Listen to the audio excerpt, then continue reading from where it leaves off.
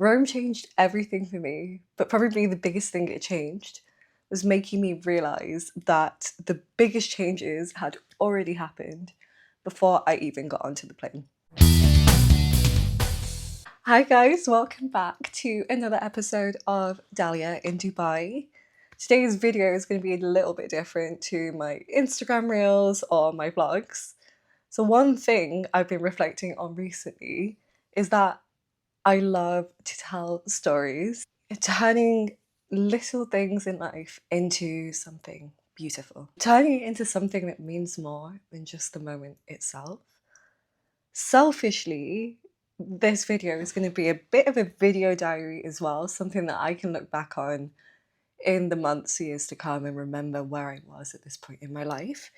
But I thought maybe my reflections can help just one person, and maybe that one person could be you. Also, excuse the fact that my hair is wet. I literally just got out of the shower. And let's get straight into it. Rome was genuinely one of the best trips of my life. And not in that way that was like, oh my God, I can't believe that happened.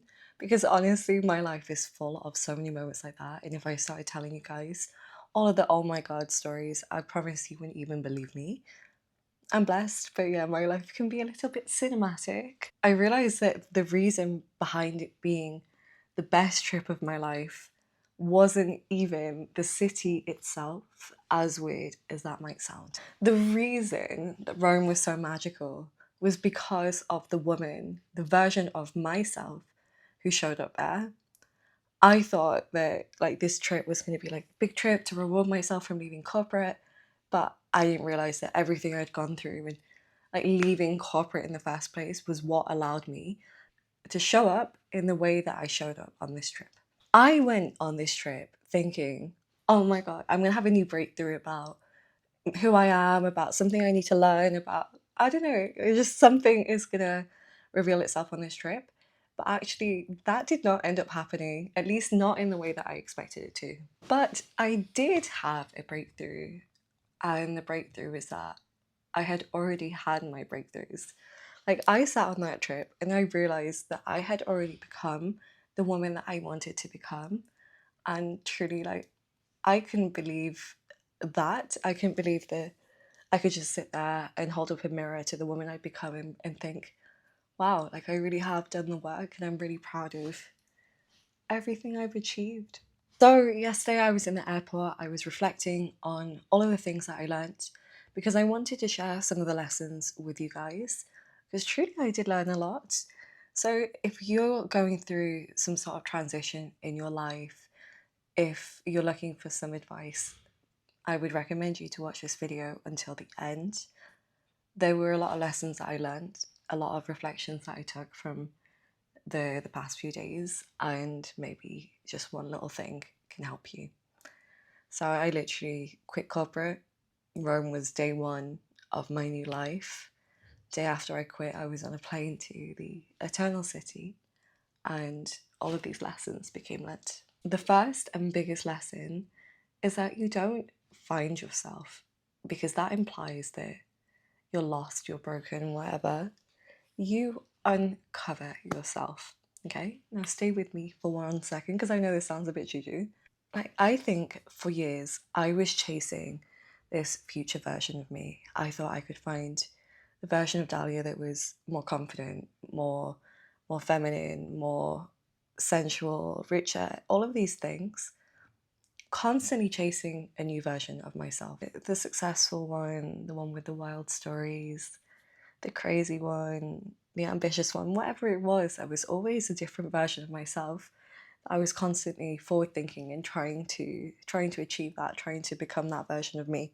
I always thought she was like somewhere over there, you know? Maybe I would find her after I lost the 15 kilos. Maybe I would find her after I quit corporate. Maybe I would find her when I finally get to like 10K followers on Instagram. It was always just like another milestone, like another thing that I thought that I would have to achieve. But then Rome came and it completely flipped that belief, and it was amazing and insane in the best way. Because on this trip, every day, like, it was crazy. I literally just felt like myself. and more like myself than I ever have felt before. I wasn't trying to impress anyone, I wasn't performing, I wasn't searching. I was just enjoying spending every minute with myself, and that allowed me to show up in such a beautiful, authentic way that allowed the city to open itself up to me. I was literally just walking around the city, doing my little vlogs, like stopping in churches that I felt called to, speaking to God, thanking Him for the blessings, talking to strangers, stopping to listen to the music. And I literally enjoyed every single minute of it. I truly felt more like myself than I have in years. It was just really, it makes me a bit emotional, like thinking about it, but it was magic. It was magic. Like, I loved the version of myself that I became, and spending time with her was such a pleasure. It was so much fun. It made me realize that maybe the woman that I was trying to become wasn't actually missing in the way that I thought she was. Maybe she was just buried underneath like stress and being unable to switch off and all of these things. But yeah, I just realized on this trip that I was no longer becoming, I had become. And I was so proud of that. And I just kept reflecting on the fact that the version of myself that I am now, my younger self would be so proud of her, and she would literally think that she was such a boss. Next thing the Rome taught me is that you need to slow down enough for the magic to find you. And me, I'm constantly like go, go, go, go, go in my life all the time. In Dubai, I have this going on, this going on. Even the week I go back to Dubai, I have I 10 collaborations in my calendar for that first week, which I am so unbelievably blessed for. But I know it's going to be total chaos. But because of that, my brain is just used to constant stimulation, to constant activation. But Rome was the first time in a long time that I truly allowed myself to slow down, and so much magic found me because of that. And I know it's weird, but when I have to slow down, sometimes it makes me feel very uncomfortable because I'm just not used to it. Like, I'm the type of person that's not very good at meditating because like I can't slow my brain down enough to do that. So I really had to make this conscious effort to slow down whilst I was in Rome. But I realized that like my favorite moments in Rome happened because I wasn't afraid to slow down. And I have two stories for you guys for this. Okay, number one, I was walking around Rome, like literally not a care in the world, just walking slowly, enjoying watching life pass around me.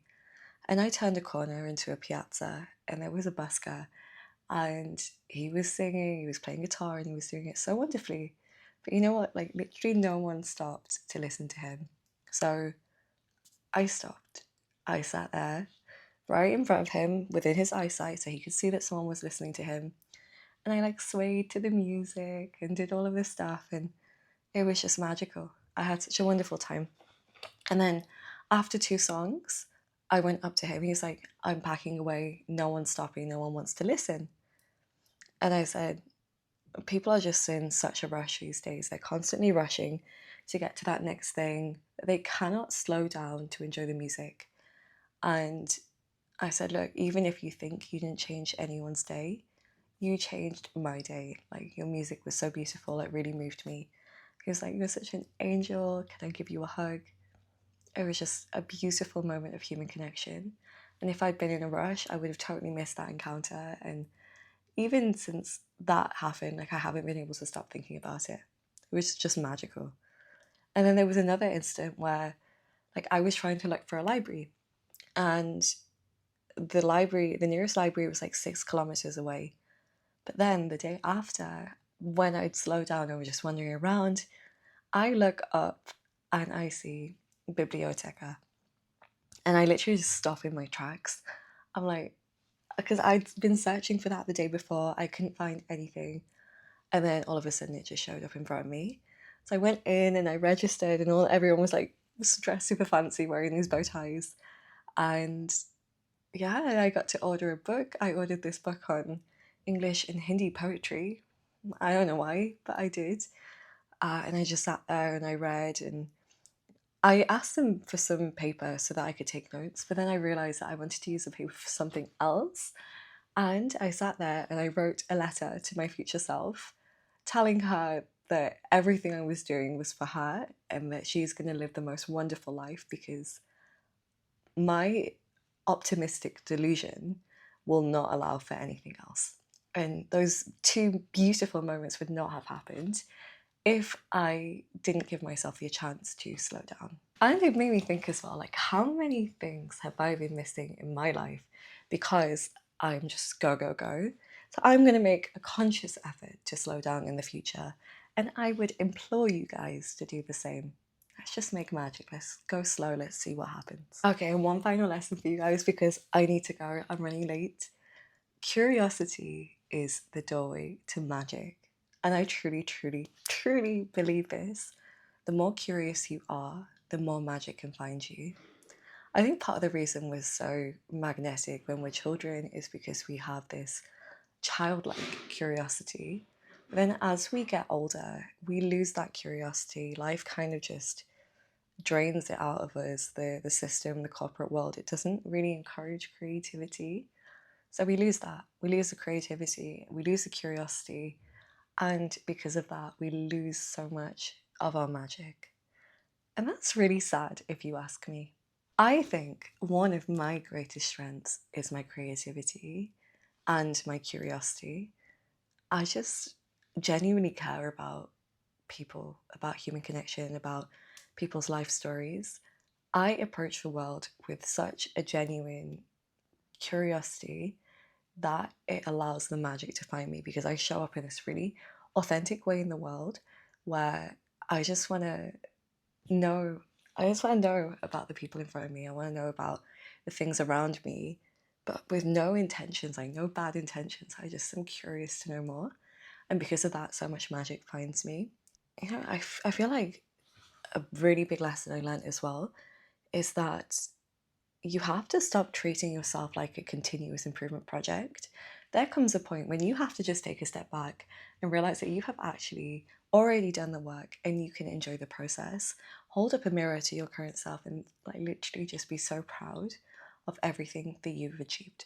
When I was boarding that flight to Rome, I thought I was there to discover myself, the new version of myself, the version who quit corporate, who had made all these bold decisions. But the biggest breakthrough is realizing that I had nothing more to discover. I'd already become the person I'd always dreamt of being. Rome didn't create the woman I wanted to become. It simply introduced me to her, and she's really super wonderful.